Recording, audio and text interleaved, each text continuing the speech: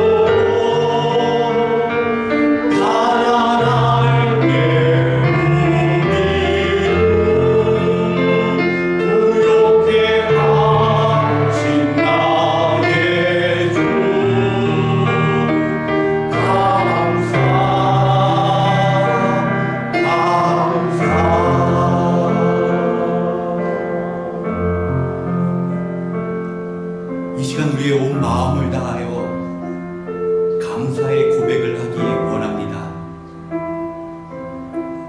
세상을 창조하시기 전에 이미 하나님의 자녀로 삼아주시고 우리의 자녀됨을 위하여 독생자 예수 그리스도를 보내주시고 그리고 그 그리스도를 우리 마음에 모실 수 있다는 것이 세상 그 모든 어려움과 환난 속에서도 우리가 감사할 수 있는 가장 큰 감사의 제목입니다. 이 시간 예배를 통하여 나와 함께 하시고 주님 오시는 그날까지 영원히 우리를 지켜주신다는 그 약속 의지하며 주님의 원하시는 삶 살아가길 원합니다. 이 시간 함께 기도하겠습니다. 하나님 아버지 참 감사드립니다. 지난 한 주도 전쟁터와 같은 우리 인생 가운데 우리 주님께서 친히 피난처가 되어주셔서 우리를 품어주시고 지켜주신 그 은혜를 감사합니다. 하나님 언제부턴가 우리 삶 속에서 메말라버린 그 감사 우리 예배를 통하여 감사가 흘러넘치는 이 시간을 수 있도록 하나님 아버지 도와주시옵소서. 거룩하신 하나님 앞에 우리의 연약함과 허물을 모두 내려놓고 우리를 부욕해 하시는 주님 만나는 시간에 대하여 주시옵소서.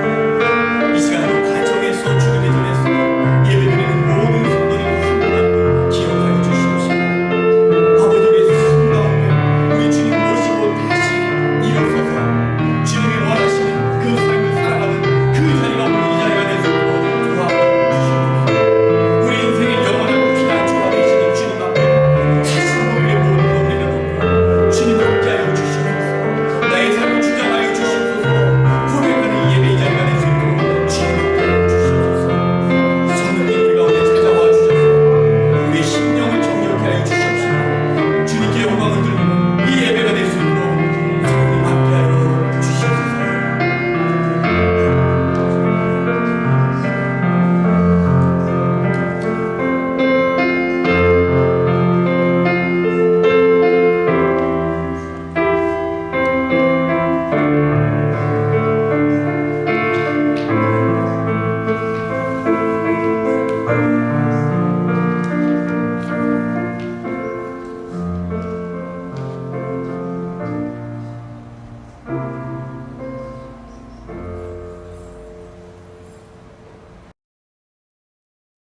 우리들의 위로자가 되신 하나님, 한 주간 세상 가운데서 위험에서 건지시고 때를 따라 돕는 손길을 보내시사 인도하시는 성령님을 찬양합니다. 코로나19로 힘든 시간 속에서도 하나님의 만지심과 세상 고통 속에서 위로하시니 가정과 학업에서 돌보시니 그 어떤 한 가지라도 하나님의 손길과 입김없이 살 수 없음을 고백합니다. 숨을 쉬고 안고 일어설 수 있는 것, 누리는 세상의 것들이 있음에도 세상의 것을 쫓겨 힘겨운 삶을 살고 있습니다. 어리석은 우리의 마음과 생각을 세상의 것으로만 빼앗기지 않기를 기도합니다. 하나님의 말씀 속에 있는 수많은 교훈이 있는데도 세상 속에 살다 보면 보암직한 욕심에 사로잡힌 연약함을 고백합니다. 우리가 일주일간 생활과 버타며 살며 나름대로 성령께 의지함으로 계속되고 일하시는 하나님을 다시 한번 찬양합니다. 우리가 죄 지었던 모든 모습을 주님의 십자가 앞에 내려놓기를 원합니다. 하나님의 위로와 은혜로 회복시켜 주시어서 날로 주님의 제자로 한 걸음씩 나아갈 수 있도록 주님 인도하여 주시옵소서. 성령님께서 우리와 함께 하심을 감사를 드립니다. LA 남선 은혜교회를 축복하여 주심으로 이 자리에 있음을 감사를 드립니다. 한 생명 살리는 일에 전력을 다하시고 또 세계 속에서 수고하시는 9곳의 선교단체와 선교사님들을 미력하나마 협력할 수 있음에 감사를 드립니다. 그들의 복음 전파와 헌신들이 이 시간에도 하늘의 위랄이 되어 하나님께 풍성한 열매를 거두게 하여 주시옵소서. 이의 물질과 기도의 흑운이 끊이지 않도록 교우들의 마음을 하나로 모아 주시옵소서. 그 수고에 하나님의 축복을 덧입혀 주시옵소서. 북한 지하교회 성도들을 인도 보호하시고 훗날 함께 연합 예배를 드릴 날을 사모합니다. 그들의 기도 응답을 허락하시고 고통 가운데서도 피할 길을 열어 주시옵소서. 우리들의 자녀를 축복하시고 그들의 각자 세대로 시대에 하나님이 필요한 자로 기쁨으로 감당하게 하시고 하나님의 은혜와 성령 충만한 군사들로 삼아 주시옵소서. 청년들에게 사명을 주셨사오니 이 시대를 움직여가는 주님의 일꾼들로 배출되기를 기도합니다. LA 남설은혜교회를 이어가는 믿음의 세대들이 되어가기를 소원합니다. 주일 예배로 우리를 부르셨사오니 하나님의 마음과 정성을 받아주시고 기쁨의 시간들로 충만케 하시옵소서. 하나님의 말씀이 오직 나의 말씀이 되게 하셔서 회개와 소망, 도전과 승리의 말씀이 되게 하여 주시옵소서. ESG 원태령 목사님과 일구 목사님을 축복하시고 신실한 하나님의 종으로 사용하여 주시옵소서. 사정상 참석지 못한 성도들이 이 시간을 기억하게 하시고 동일한 하나님의 은혜와 축복 있기를 기도합니다. 이 예배의 모든 시정을 성령님께 위탁하고 예수 그리스도의 이름으로 기도하옵나이다. 아멘.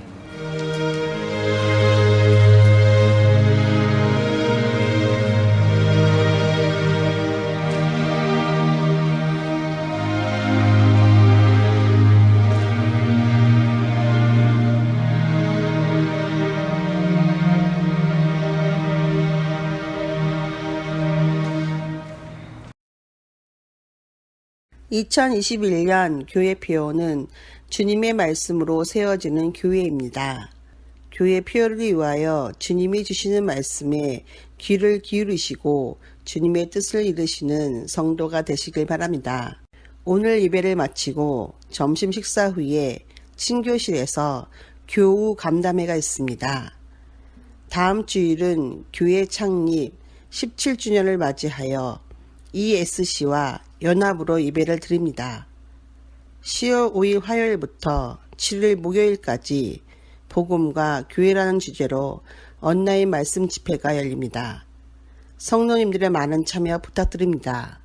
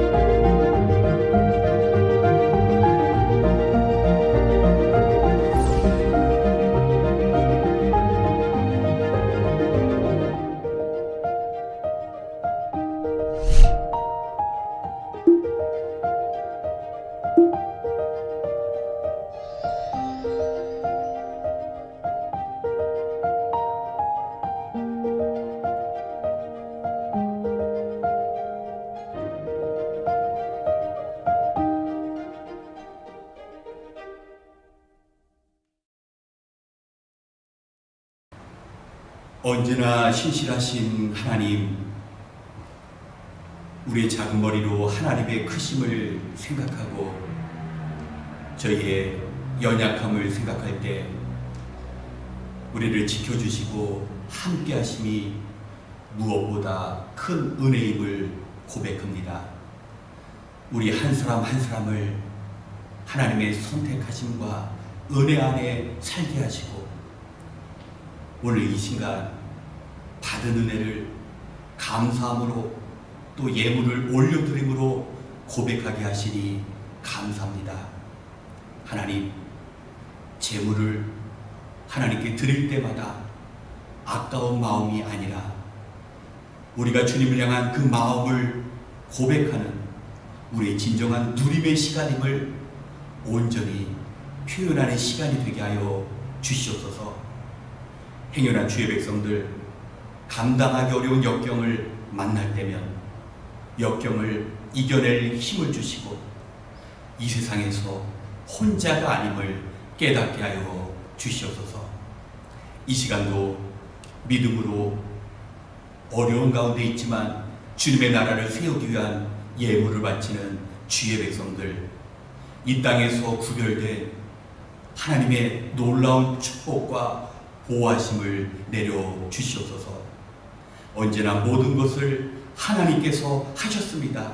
놀라운 삶의 간증이 넘치는 축복 허락하여 주시옵소서. 드려진 모든 것들이 마땅히 사용되어질 곳에 사용되어질 줄 믿고 바라오며 우리에게 평안 주시는 예수님의 이름으로 기도드렸습니다. 아멘. 오늘 함께 하실 하나님의 말씀은 구약 성경 이사야서 제6장 1절로 8절의 말씀입니다. 저와 여러분이 이사야서 6장 1절부터 8절의 말씀을 한 목소리로 봉독하겠습니다.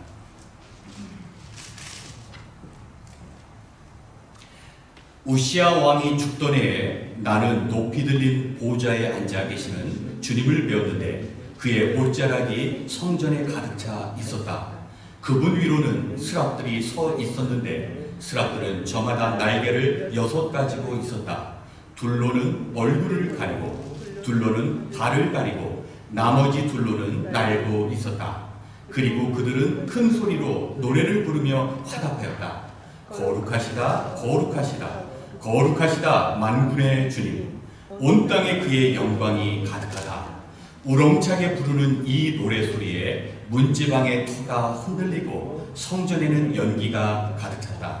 나는 부르짖었다. 재앙이 나에게 닥치겠구나. 이제 나는 죽게 되었구나. 나는 입술이 부정한 사람인데 입술이 부정한 백성 가운데 살고 있으면서 왕이신 만군의 주님을 만나 뵙다니. 그때 스랍들 가운데서 하나가 제단에서 타고 있는 숯을 부집개로 집어 손에 들고 나에게 날아와서 그것을 나의 입에 대며 말하였다. 이것이 너의 입술에 닿았으니 너의 악은 사라지고 너의 죄는 사해졌다.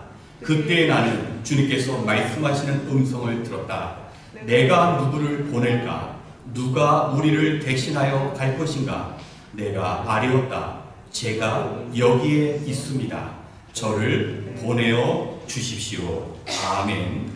우리의 인생에 있어서 피하고 싶지만 피할 수 없는 절망이 또 그로 인한 낙심이 우리에게 찾아올 수밖에 없습니다. 그런데 이 피할 수 없는 절망은 두 가지의 갈림길을 선택해야 합니다. 하나는 그 절망 때문에 또 다른 분노와 파괴를 가져오게 하는 것이고, 또 다른 것은 그 절망 때문에 누군가의 절망을 이해하고 누군가의 절망에 관해서 이해할 수 있는 것입니다. 제가 지난번 기도원에 다녔을 때 저와 함께 방을 같이 사용했던 선교사님이 한 분 계셨습니다. 그분을 처음 뵙자마자 인상이 얼마나 좋았는지요. 딱 봐도 선교사님 같은 그런 느낌이 들었습니다. 이야기를 나누다 보니 어머님과 함께 원래는 멕시코에 사는데 기도하기 위해서 그 기도의 자리를 찾으신 것이었습니다. 그리고 자주 이야기를 하다 보니 그분이 쉽게 고백하기 어려운 그런 고백을 저에게 해주셨습니다. 원래 그분이 한국에서 태어났는데 아버지께서는 창가 학회라는 종교의 일종의 관장으로 매우 높은 직책에 있었습니다. 우리가 알고 있는 남묘 호랑개교가 바로 이 창가학회의 기도문이라고 합니다. 그래서 기독교에서 가정예배를 드리듯이 이 창가학회의 열심인 아버지는 아침마다 가족을 깨워서 독경 시간, 기도문을 읽는 시간을 가졌다고 합니다. 그런데 아버지의 사업이 어려워지고 더 이상 한국 땅에서는 회생할 수 없다라고 생각하고 이 선교사님께서 13살 때 가족이 전부 파라과이로 이민을 떠났습니다. 당시에 초등학교 6학년 정도가 되었는데 학교에서 아이들의 따돌림, 인종차별이 얼마나 심했는지 거의 집에 돌아오면 울었다고 합니다. 그리고 언제부턴가 자신의 성격이 모질고 조금씩 악하게 변하고 있다는 것을 깨달았다고 합니다. 그런 가운데 성장하다가 이제 청년 때 한 자매를 알게 되었습니다. 그리고 그 자매가 교회에 다닌다라는 이야기를 듣고 의도적으로 그 자매와 친해지기 위해서 교회를 다니기 시작했습니다. 그리고 누가 보더라도 인상이 좋은 그 당시 청년은 결국 그 자매와의 결혼에 성공했습니다. 이제 가정도 안정적이고 사업이 잘 되고 그로 인해서 회사에서 회식도 많고 또 거래처 임원과의 만남이 많아졌는데 이때 절대 손을 대서는 안 될 것, 그리고 술과 여자에 빠져 타락하기 시작했습니다. 죄를 짓는데도 마음에 죄책감이 없고 오히려 자기가 예전에 당했던 것에 대한 분풀이라고 생각하면서 자기의 죄를 합리화했고 주변의 가족들도 이 사실을 알았지만 말릴 수가 없다고 합니다. 그러던 중 얼마 지나지 않아서 형과 형수가 차를 타고 가다가 심한 교통사고를 당하게 됐는데 이 사고로 형은 하반신 불구 그리고 형수는 기억 상실증에 걸리게 되었습니다. 하나밖에 없는 형제 가정에 이런 어려움이 맞아 얼마나 큰 충격이 되었는지요. 그런데 문제는 그 충격이 가시기도 전에 아들의 사고와 방황을 보시던 아버지에게 우울증이 찾아오더니 아버지는 집을 나가시고 극단적인 선택을 하셔서 스스로 목숨을 끊으셨습니다. 한 가지 사고만 일어나더라도 감당하기 어려운데 동시에 이런 일들이 찾아왔을 때 스스로 환경을 극복해낼 힘이 없을 것 같았는데 놀랍게도 예전에 아내 때문에 몇 번 찾아갔던 교회 그리고 교회 목사님이 하신 말이 어려우면 기도하라. 이 말씀 때문에 그냥 그 자리에 무릎을 꿇고 할 줄도 모르는 기도를 했는데 언제부턴가 자기 안에 있는 그 절망감이 바뀌기 시작하는데 하나님께서는 내가 너 사랑한다. 그 어려운 시간에 하나님께서 음성을 들려주시는데 자기를 지배하고 있던 모든 분노라든가 이런 감정들이 다 눈 녹듯이 녹아버리고 선교사님 당시에 불신자와 같았던 이 선교사님의 마음에 조금씩 감사의 문이 열리더니 어느 순간 신학교에 입학해 있는 자기 자기의 모습을 발견했다고 말씀하셨습니다. 삶에 있어서 가장 어둡고 견디기 힘든 시기였지만 이분은 그 시간으로 인해서 하나님의 부르심을 받고 자기와 같이 절망했던 사람들을 찾아가서 그들에게 복음을 전하고 있었습니다. 성도 여러분, 우리는 이만큼 심각한 절망은 아니지만 거의 매 순간마다 정말 작아 보이지만 우리의 마음을 스치고 가고 어떨 때는 정말 우리를 넘어뜨리는 그런 절망을 경험할 때가 있습니다. 그런데 이러한 순간에 말씀드린 대로 늘 두 개의 길이 열려 있습니다. 하나는 절망을 허비하는 것입니다. 다시 받은 절망을 분노로 바꿔서 세상을 향하거나 하나님을 향해 다시 쏟아붓는 겁니다. 또 하나는 그런 강팍한 마음이 아니라 그 절망 안에 담겨 있는, 나는 모르겠지만 하나님께서 내게 주시는 그 메시지를 발견하는 삶, 이것이 늘 우리 앞에 절망을 대하는 두 가지의 방법인 겁니다. 절망의 강도가 약하지만 그 횟수는 다르지만 우리에게 신앙의 성장도 가능하게 하고 반대로 하나님으로부터 도망치게 만드는 것이 바로 이 절망입니다. 오늘 함께 나누고자 하는 이사야 선지자, 그 역시 선지자이기 전에 절망의 순간이 있었습니다. 하나님께서 이사야에게 주신 절망을 어떻게 이사야가 받아들였는지 오늘 본문 속으로 다시 한번 들어가 보겠습니다. 오늘 이사야의 부르심은 우시야 왕이 죽던 해에 일어났습니다. 정말 짧은 한 구절의 말씀인데 이 우시야 왕이 죽었다라는 것은 오늘의 본문을 이해하는데 정말 중요한 단서가 됩니다. 이사야와 동시대에 살았던 우시야 왕은 16살에 왕이 되어서 52년 동안 유대를 통치합니다. 나이가 어려서 권력을 쥐면 딴 길로 빠지는 유혹도 있었을 터인데 그는 나라의 경제를 부강시켜서 외국과의 무역도 하고 또 척박한 이스라엘 땅을 개간해서 농사도 짓고 예전부터 이스라엘을 괴롭혔던 블레셋과 암몬에게 조공을 요구할 만한 그런 강대력이 되었습니다. 뿐만 아니라 역대하 26장 4절을 보면 그는 자기의 아버지 아마샤가 한 모든 일을 본받아서 주님께서 보시기에 올바른 일을 하였다. 정치 외교만 잘한 것이 아니라 신앙조차도 하나님께서 인정하실 만한, 마치 다윗에게 비교할 만한 그런 훌륭한 임금이었다는 겁니다. 이러한 우시야 왕에게 이사야 선지자가 가장 가까이 우시야를 대면하게 합니다.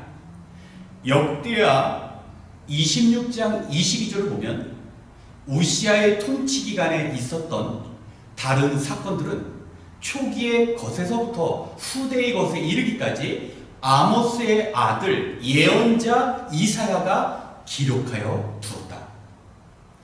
우리가 알고 있는 이사야는 선지자 역할만 한 것이 아니라 우시야 왕의 행적들과 그간 치적들을 하나하나 기록하였다는 겁니다. 이사야 당시나 오늘날 대통령의 전기를 쓴다라거나 이런 사람 아무나 될 수 있겠습니까? 이사야도 마찬가지입니다. 한 나라의 최고 통치자인 우시야 왕에게 가장 가까이 접근할 수 있는 왕족이 되어야 하고, 또 하나 역사를 객관적으로 바라보고 역사를 논리적으로 기록할 만한 지적인 능력이 된 사람이 왕에 관한 기록을 남길 수 있었습니다. 이것을 종합해 보면 이사야는 귀족 가문에서 태어나서 왕의 일들을 기록할 만한 완벽한 엘리트로의 자격을 가지고 살았던 것입니다. 그리고 우시야 왕을 알면 알수록 어떻게 정치도 잘하면서 그의 믿음이 저렇게 하나님 보시기에 아름다울 수 있을까 하면서 아마도 우시야 왕의 그 신앙에 깊이 매력을 느낄 수 있었을 것입니다. 그리고 나도 우시야 왕처럼 그렇게 살아야 되겠다라고 마음을 먹었을 수 있는 그 순간에 자기가 존경했던 우시야, 그 우시야에게 예상치 못한 일이 발생합니다. 그것은 바로 우시야 왕이 성전에 들어가서 분향단을 가지고 하나님 앞에 분향을 한 사건입니다. 성전에 들어가고 또 분향 향불에 불을 피는 것은 제 아무리 왕이라고도 감당할 수 없고 오직 레위 제사장들에게만 주신 하나님의 고유한 권한인데 그곳에 우시야 왕이 침범해서 하나님 앞에서 행해서는 안 될, 자기가 넘어서는 안 될 그 선을 넘자 하나님은 우시야 왕에게 문둥병을 주시고 문둥병에 걸린 사람은 더 이상 왕궁에 거할 수 없기 때문에 왕궁에서 쫓겨나고 그는 서서히 죽어가고 있었습니다. 이 모습은 이사야뿐만 아니라 모든 이스라엘 백성에게 충격과 절망을 가져왔습니다. 왕이 빈자리로 인해서 이스라엘이 점차 붕괴되고 무엇보다 이사야는 어떻게 하루아침에 우시야 왕이 그렇게 변할 수 있을까라는 마음에 일종의 공허가 찾아온 것입니다. 이런 절망이 시작될 때 이사야는 성전을 찾았습니다. 그리고 성전에서 하나님의 거룩하심을 봅니다. 날개가 6 달린 천사가 얼굴을 가리고 자기의 부정한 발을 가리면서 거룩하다 거룩하다 거룩하다 완벽한 거룩함 자체이신 여호와 하나님을 찬양합니다. 성전에는 하나님의 영광을 나타내는 가득한 연기와 성전터가 흔들리기 시작하는데 이때 우시야의 반응이 어떠했습니까? 하나님의 영광에 빠져서 기쁨과 감사의 환희가 아니었습니다. 하나님의 영광스러운 모습을 본 이사야는 이렇게 고백합니다. 나는 부르짖었다. 재앙이 나에게 닥치겠구나. 이제 나는 죽게 되었다. 모세에게 나타나신 하나님께서 말씀하십니다. 너가 나를 본다면 너는 죽을 것이다. 그래서 내가 너를 가리고 나의 영광을 지나가게만 하겠다. 이사야뿐만 아니라 많은 구약의 사람들은 하나님을 보면 다 죽는다고 생각했습니다. 하나님의 놀라운 영광의 자리에 있었던 이사야, 그 역시 두려움을 느꼈을 것입니다. 그런데 우리가 여기서 주의 깊게 살펴볼 부분이 있습니다. 바로 이제 나는 죽게 되었다. 우리는 이 부분을 이렇게 해석합니다. 영광스럽고 거룩하신 하나님을 내가 만났으니까 마치 곰팡이에게 햇살이 비추자 곰팡이가 죽는 것처럼 내가 하나님의 영광과 거룩함 때문에 죽게 되었구나 라고 해석하는데 히브리어 원문은 이것과는 좀 다릅니다. 여기서 나는 죽게 되었다라는 히브리어 단어가 니드메트라는 단어인데 우리 한글 성경이나 영어 성경처럼 현재의 사실을 나타내는 동사가 아닙니다. 원문에서는 현재가 아니라 과거 시제로 사용되고 있습니다. 그러니까 하나님의 영광을 바라본 이사야는 하나님의 영광 때문에 내가 이제 죽겠구나가 아닙니다. 하나님의 영광 때문에 이사야가 무엇을 고백했냐면 이미 나는 죽은 존재였었구나. 하나님의 영광이 나타나기 이전에 자기가 죽어 있음을 확인했다는 겁니다. 예전에는 자신이 살아있었는 줄 알았는데 하나님의 영광이 나타나니 마치 이미 죽어서 부패하고 있는 시체를 보는 듯한 느낌. 나는 호흡이 예전에 끊겼고 내 몸은 썩어서 이제는 부패하고 냄새가 나는 그 흉한 모습에 자신을 발견한 것입니다. 성도 여러분, 우리는 하나님을 만나게 되면 비록 두 눈으로 하나님을 뵙는 것이 아니라 하나님께서 나와 함께 하신다라는 그것이 기쁨과 환희로 다가올 것처럼만 생각합니다. 맞는 말입니다. 그런데 이 과정은 먼저 자기의 영적인 죽음을 경험한 후에 나타나는 반응이고 자연스러운 경험이 된다는 겁니다. 우리 주님을 만난 사도들은 자기의 그 첫 번째 경험을 이렇게 표현합니다. 사도 바울입니다. 나는 비참한 사람입니다. 누가 이 죽음의 몸에서 나를 건져 주시겠습니까? 예전에는 자기의 명문 가문, 최고의 교육을 받았다라는 자부심이 있었는데 주님 앞에 서게 되자 나는 죽었다라는 것, 내가 죽음의 몸을 가지고 있다라고 고백을 합니다.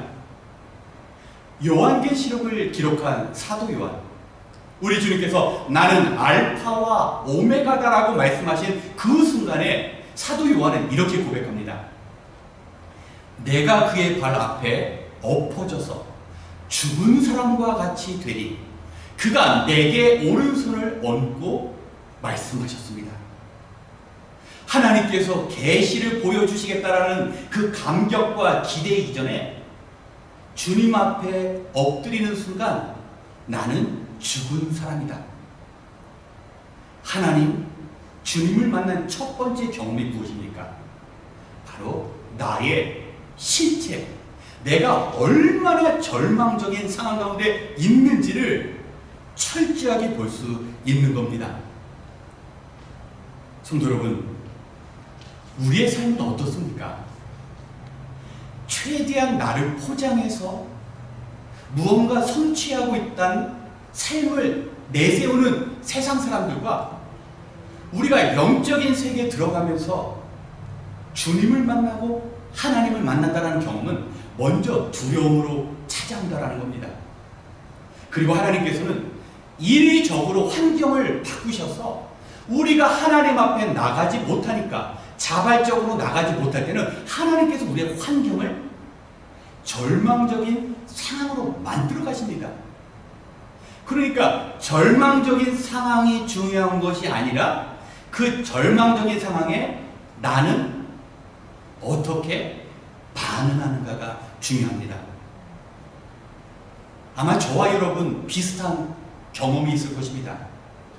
지나간 삶을 이렇게 되돌아보면 내가 정말 받아들이고 싶지 않은 가장 힘들었던 때, 그때 자발적인 것이 아니라 그 자리에서 살아남기 위해서 우리는 주님의 이름을 불렀고, 그리고 주님의 이름을 간절히 불렀을 때 우리를 찾아주시는 그 주님을 경험했는데, 그때는 기분이 좋다라는 것보다 처음으로 새로운 세계, 내가 말로만 그리고 듣기만 했던 우리 주님 하나님이란 분이 이런 분이라는 그런 감정은 대부분 두렵다는 겁니다. 그리고 나서 만난 주님이 이제 친근하게, 내가 처음에 공포스럽게 느꼈던 하나님이 나를 섬세하게 만져주신다는 것을 우리가 점차 깨닫게 됩니다. 저는 두 아들을 키우는데요, 요즘 아들을 보면서 이런 느낌이 듭니다. 내가 예전에 살았을 때는 배고픈 적도 있었고, 또 대학이라는 좁은 관문을 놓고 입시 지옥이라고 할 만큼 경쟁하는 그런 분위기가 있었고, 또 입대하는 훈련소에서 정말 두려움 때문에 간절히 하나님을 찾았던 것들, 그리고 수많은 사람들 만날 때마다 내가 그 사람들과의 관계가 어려워서 어쩔 수 없이 살자고 기도한 적이 있었는데, 우리 아이들에게는 그런 것들이 자연스럽게 다가오지 않을 거라는 생각이 듭니다. 워낙 좋은 이 미국 땅에서 살아가니까 굳이 심하게 경쟁할 필요도 없고, 또 강제적으로 아이들을 억압할 만한 환경도 없으니까 이 아이들이 어쩌면 이런 절망이라는 것을 맛보지 않고 그렇게 인생을 살아가지는 않을까라는 염려가 들면서 이런 위험한 생각도 해봅니다. 하나님, 만약에 우리 아이들이 너무나 평탄한 인생을 살면서 하나님과 마주할 수 있는 절망의 시간을 가질 수 없다면 이미 적으로라도 우리 아이들이 깨달을 만큼 힘든 절망적인 상황을 만들어 주셨더라도 우리 아이들이 하나님 앞에 이사야와 같이 납작 엎드려서 하나님이 얼마나 두려운 분인지 그 마음속에 새길 수 있는 이런 일들이 일어났으면 좋겠습니다 하는 아버지의 마음이 있습니다. 비록 힘들고 절망하는 자녀의 모습을 부모로서 바라보기는 어려울 것 같지만 그 영혼을 위해서 그런 생각조차 한 적이 있었다는 겁니다.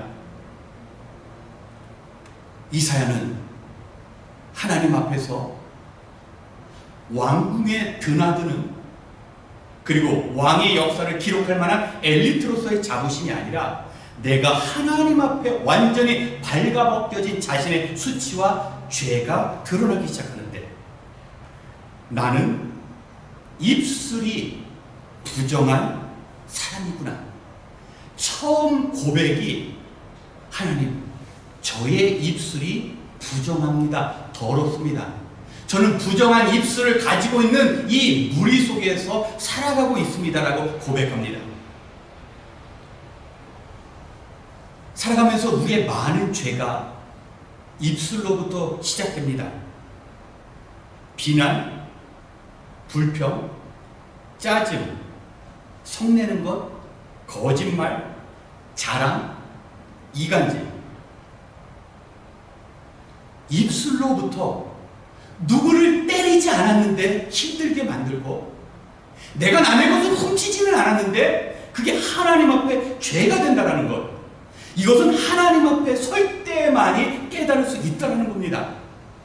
이사야는 내가 입술로 쏟아낸 모든 악들이 내 육신의 입에서 나온 게 아니라 바로 내 마음의 중심, 죄된 내 본성에서 나왔다는 것을 하나님 앞에서, 그리고 부인할 수 없는 사실로 고백하고 있습니다.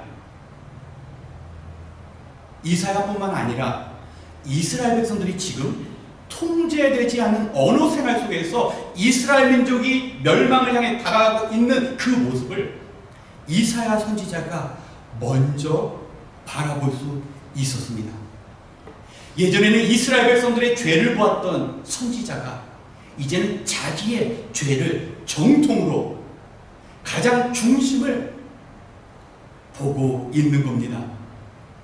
분명히 하나님의 영광 앞에 섰는데 이사야에게 찾아온 것은 자신의 죄, 내가 얼마나 부족한 자라는 것, 그리고 모든 문제는 외적인 환경이 아니라 내 안에 있는 죄가 나를 멸망으로 이끌고 이 백성들이 하나님을 온전히 향하지 못함으로 죽어있을 뿐만 아니라 그 죽음에서 벗어나지 못하는 절망을 경험하고 있다는 것을 경험한 것입니다. 성도 여러분, 복음은 이러한 우리의 절망을 전제로 합니다. 세상에서는 죄하면 세상의 법이라든가 도덕, 윤리만을 어긴 걸 죄라고 생각합니다. 그러니까 이것에 해당되지 않으면 나는 죄인이 아니고 남에게 내세울 만한 자부심을 가지고 살아갑니다. 그러니 복음이 못 들어갑니다. 그러니 예수 그리스도가 필요가 없습니다. 그런데 이사야 선지자, 하나님 이 죄된 입술, 이 악하고 추하고 부패된 내 육신 가운데 있는 이 죄된 육신을 제가 어떻게 합니까? 내 안에서는 내 문제를 해결할 수 없습니다.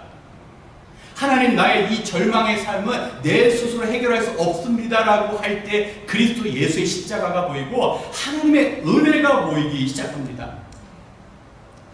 이사야가 이런 자신의 연약함을 그대로 고백하자마자 천사는 젓가락으로 단에서 핀 숯불을 가지고 이사야 선지자의 입술을 불태워버립니다. 천사가 가지고 온 불은 이사야 육신을 화상으로 만드는 것이 아니라 그동안 이사야에게 있었던 그 고질적이고 습관적인 이스라엘 전체의 모든 그 죄를 사하신 것입니다.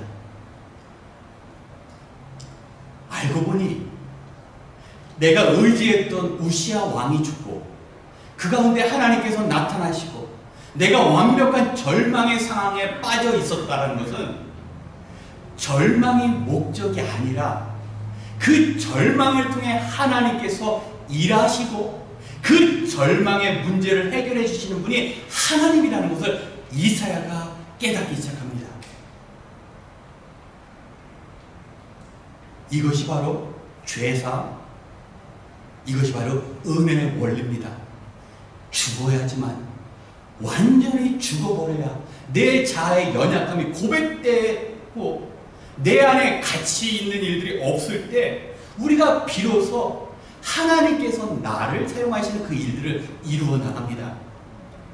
그런데 문제는 무엇입니까? 우리는 이렇게 하나님께서 귀하게 주신 절망을 낭비합니다.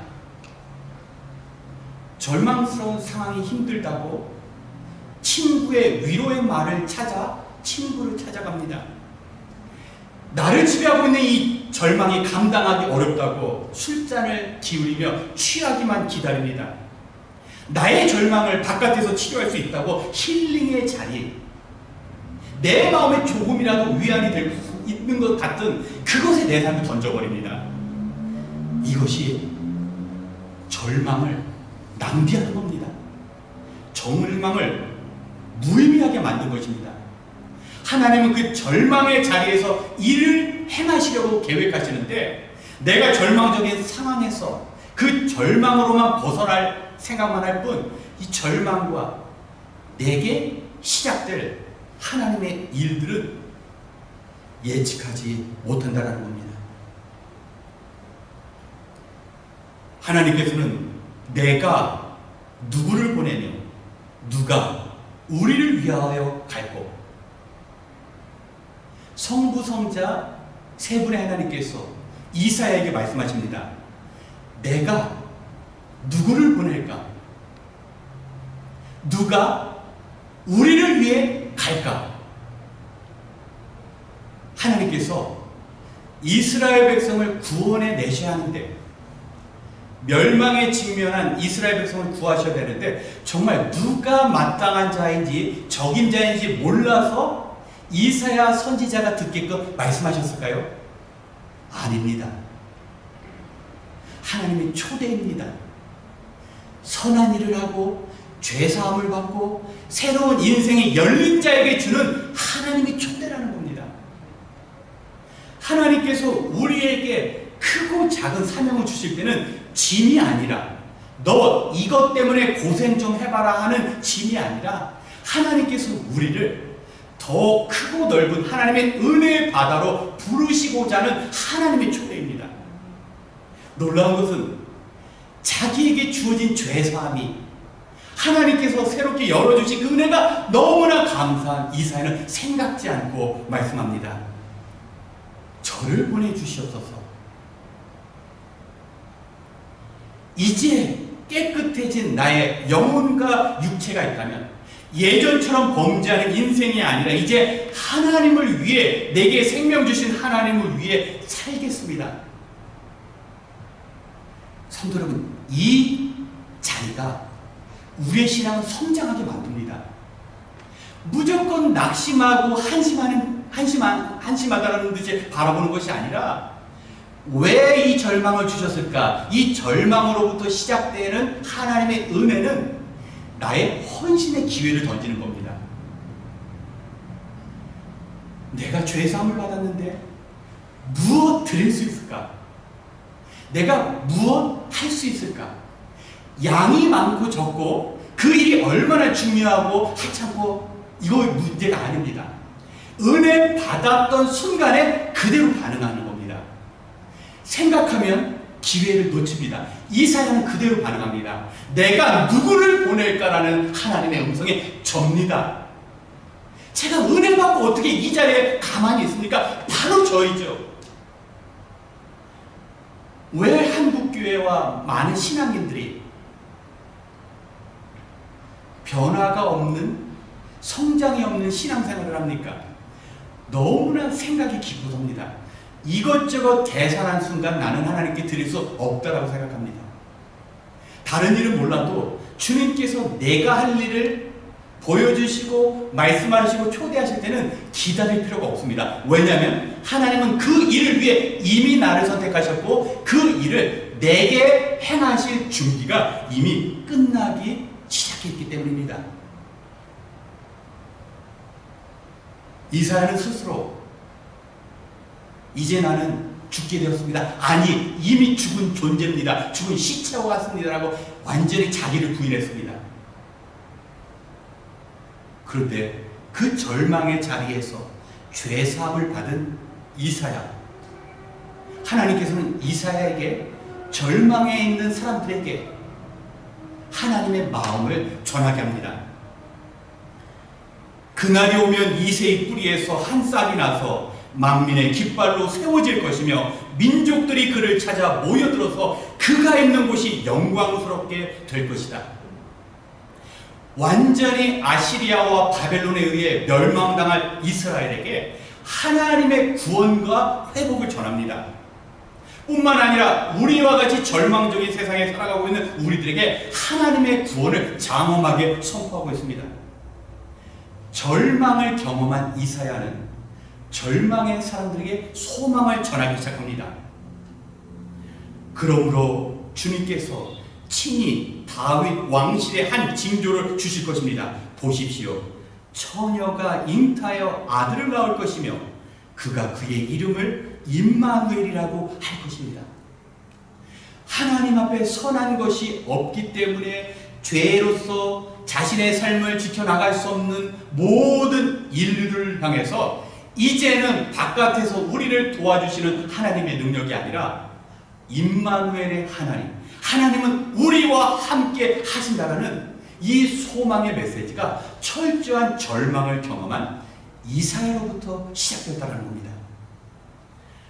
그러나 그가 찔린 것은 우리의 허물 때문이고 그가 상처를 받은 것은 우리의 약함 때문이다. 그가 징계를 받음으로써 우리가 평화를 누리고 그가 매를 맞음으로써 우리의 병이 나았다. 우리 주님의 철저한 절망으로 인해 우리의 상처가 회복되어지고 하나님과의 깨어진 관계가 회복되어지고 우리의 모든 연약함이 예수 그리스도의 절망적인 상황으로부터 시작되었다라는, 나의 능력이나 온전함이 아니라 나의 의지나 열망이 아니라 예수 그리스도의 절망으로 우리가 다시 새롭게 시작되었다는 메시지가 이사야 선지자를 통하여 이스라엘 백성에게, 그리고 낙심한 오늘의 우리와 이 땅의 모든 사람들에게 전파되고 있는 것입니다. 그렇기 때문에 절망은 하나님의 계획을 위한 첫 번째 단계입니다. 제가 기도원에서 만난 그 선교사님, 형이 당한 일, 형수에게 일어난 일, 아버지에게 일어난 일, 이 절망만 바라본다면 평생을 하나님 원망하고 세상을 향한 파괴의 마음으로 살아갈 수밖에 없습니다. 그런데 하나님께서는 그 자리에서 그 선교사님을 사용하셨습니다. 파라과이에서 배운 스페니시, 자기와 같이 중독된 삶에서 벗어나지 못하는 자들의 그 절망감을 너무나 잘 알기 때문에 그 절망 속에 있는 사람들에게 찾아가서 지금도 하나님의 소망을 외치고 있습니다. 그렇습니다. 하나님께서 우리 개인, 우리 가족, 우리 교회에 절망적인 상황을 주셨다면 내 자신을 하나님의 거룩하심 앞에서 내 자신을 살펴볼 때입니다. 이사야가 왕궁에 거느린다고 해서 왕족이며 최고의 교육을 받았기 때문에 살아있던 것이 아니라 하나님 앞에 숨도 쉬지 않는 영혼의 그 죽어있는 실체를 바라보지 않는 한 하나님의 일은, 소망의 메시지는, 회복의 일들은 일어나지 않습니다. 자신의 부족함, 온전치 못함, 허물들, 문제를 바라볼 때 하나님은 그때서야 소망 없는 우리들에게 이제 내가 시작하겠다. 너에게 내가 얼마나 절대적으로 필요한지 이제 알았니라는 고백 가운데 하나님은 우리에게 찾아오십니다. 사랑하는 성도 여러분, 절망은 하나님께서 우리를 쓰시고자 우리를 초대하시는 하나님의 부르심으로 받아들이시며 그 절망의 자리에서 나의 절망이 다른 절망의 사람들을 살리는 그 은혜를 체험하시는 저와 여러분이 되시길 주님의 이름으로 축원합니다. 이 시간 함께 기도하는 시간을 갖고자 합니다. 성도 여러분, 나와 우리 가족, 우리 성도님들 가운데 절망을 허비하는 분들이 있습니까? 이사야는, 아니 지금도 수많은 믿음의 사람들은 그 절망의 자리에서 다시 일어섰습니다. 결국 절망은 우리가 피해야 하고 벗어날 것이 아니라 허비해서는 안 되는 하나님의 초대며 거룩한 선물입니다. 이 절망의 자리에 다시 일어서서 하나님의 그 마음을 세상에 전할 수 있는 우리가 될 수 있도록 하나님, 이 절망 가운데 나를 불러주시고 사용하시는 그 하나님의 계획에 나를 사용하여 주시옵소서. 순종의 마음, 하나님의 의지함을 우리가 전적으로 경험할 수 있도록 이 시간 함께 기도하겠습니다. 하나님 아버지, 소망이 없는 이스라엘 백성을 구하시기 자 하나님께서는 이사야의 절망을 만들어주셨습니다. 하나님 자신이 의지하여 믿었던 우시아 왕이 죽고 이제 자신의 모든 허물과 죄가 드러났을 때 완전히 절망할 수밖에 없는 그 자리에서 하나님은 새롭게 일을 시작하셨습니다. 하나님, 오늘도 수많은 절망 가운데 고통하고 있는 주의 백성들 기억하여 주시옵소서. 절망이 목적이 아니라 그 절망의 자리에서 하나님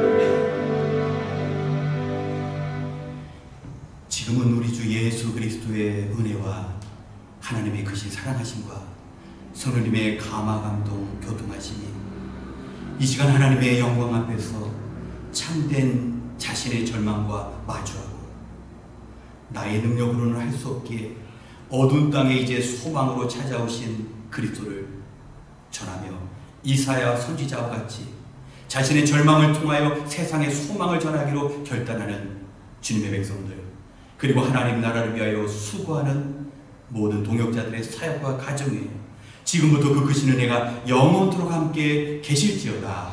아멘.